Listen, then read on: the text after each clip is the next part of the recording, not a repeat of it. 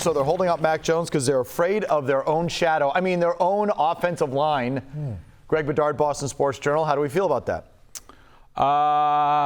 Not great. I mean, look, I also think it's not just about Mac Jones. I think it's about, like, is Trent Brown going to play?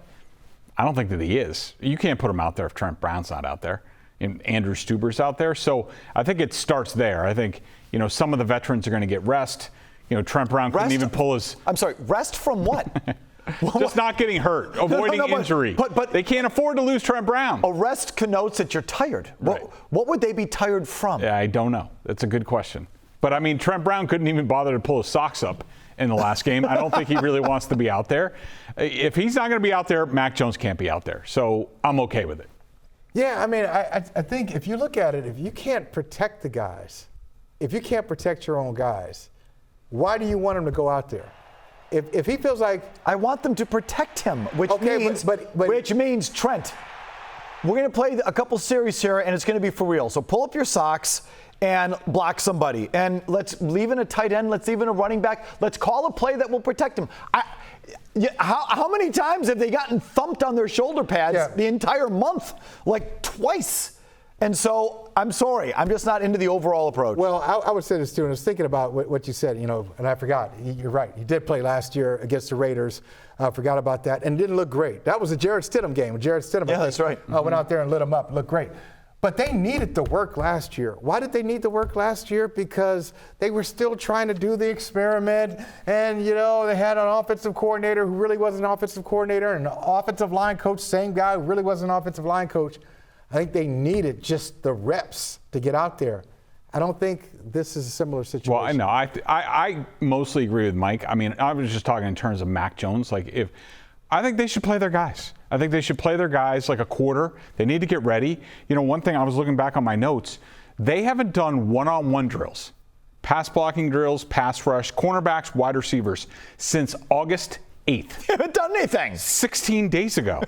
I mean, they went to Green Bay. They didn't do any one-on-ones. From what I understand, that was from the Packers because they got into so many fights with the Bengals. They wanted to avoid more fights. Well, that really worked, considering they still fought all practice 2. Then they canceled the joint practices with the Titans. I mean, you can't tell me that it wouldn't benefit the Patriots to go one-on-one with Jeffrey Simmons or Harold Landry on the Titans or Jair Alexander, all these guys. I mean, they have the Eagles coming in. The Eagles have the consensus best roster in the league. They're front. Brandon Graham, Fletcher Cox, Jordan Davis, Jalen Carter, Josh Sweat, Nolan Smith. They have all these guys coming in here week 1. And they're just going to throw it together. Okay, this is going to sound like, waving the white flag. You say you can't tell me they wouldn't benefit from practicing against Harold Landry and Jeffrey Simmons. I'm going to say, yes, they can. Ask Joe Burrow in a playoff game who was sacked 9 times. They won that game, sacked 9 times. In a pretend game, you're going to put your guys out there with a makeshift offensive line and you're going to sacrifice your quarterback just so you want to get to work in against Harold Landry? I'd rather get to work in against Harold Landry with the backup quarterback in there. I know it sounds like a concession, but you just got to be smart about it. But this line you might have to start a lot of these guys. Okay, that's what I'm saying. Okay, so you're going to start the guys. Well, so you're going to have Mac Jones behind him. Let me ask this question. What do you think the line's going to look like opening day? Is it going to be any better?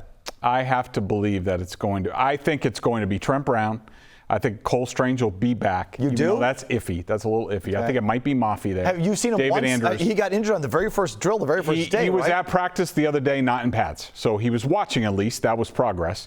At right guard, I think they're probably going to have to rotate Owenu and Reef for the first game or so. That's normally what they do. And then, right tackle. You don't give me the City Sow, kid. There's no way. I think he's going to be the starting right tackle to open the year. Okay, so couldn't he benefit from getting some work in that? How about him? Sure. Can we play City Sow? But I think he's going to play. I think he's going to play. I think the kids will play. The question is will Mac Jones be out there? I would say this is my compromise. Put him out for a series, call a couple of run plays, keep him out of trouble. A series or 2, and then get him out of there. Okay, Greg. I wouldn't be putting them out there for 15 passes. You know what they do around the league. Is this a little bit above and beyond what they're doing here in New England in terms of workload? Yeah, and I'm going to dive into it further this weekend, especially with the teams that they have coming up. But it's unusual what they've done here. I mean, I just remember the first opening week of practice. So they practiced for 3 days without pads. They were supposed to have 2 days off on the weekend, and then suddenly they reversed course and practiced on Sunday. But they didn't quite get into pads as soon as they could.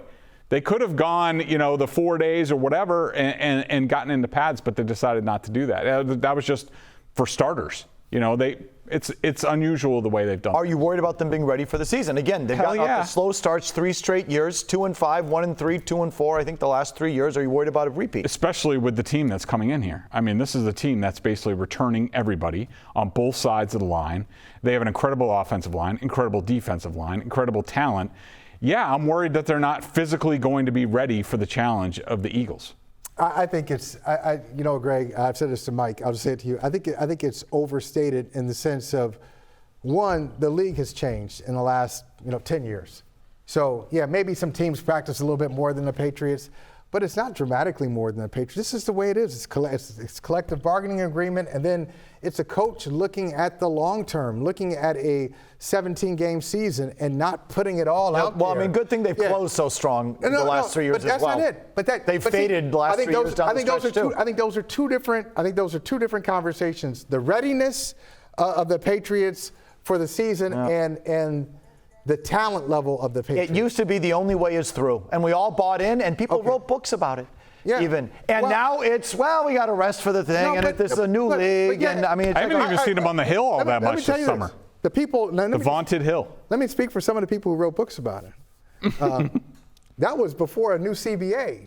So the new CBA, I didn't make the rules. Did the new CBA The new CBA says yes. Yes, it does. More days off, and you don't need to work hard? No. So you don't think they're working hard? No. They're not working hard? No. I mean, I think that's. I think that's not by their standards. I think that's over. I mean, by my standards, yes, they're working harder than I would on my abs. I'm not talking about you. I'm not talking about you. I'm talking about the. By their own standards, it's night and day. It's night and day from 2003, 2004. I think the lockout changed everything. 2011 is the line of demarcation. Okay, I just don't want to hear. The only way is through. I don't want to hear that bull crap anymore because that's what it is. It's collectively bargained. I'm sorry you don't want to hear it, but that's what they agreed to. Greg, if I asked you, so 4 weeks ago you felt a certain way about the team. Right now, 4 weeks later, do you feel better or worse about their standing? I feel a little bit worse. I'm about the same. I haven't come off my, I think it was 8-9 prediction yet. I'll do a little bit more analyzing, but there are some things I feel uneasy about this team. The offensive line, first and foremost. I don't think the safety group has come together, especially at free safety. I like the young kids at cornerback.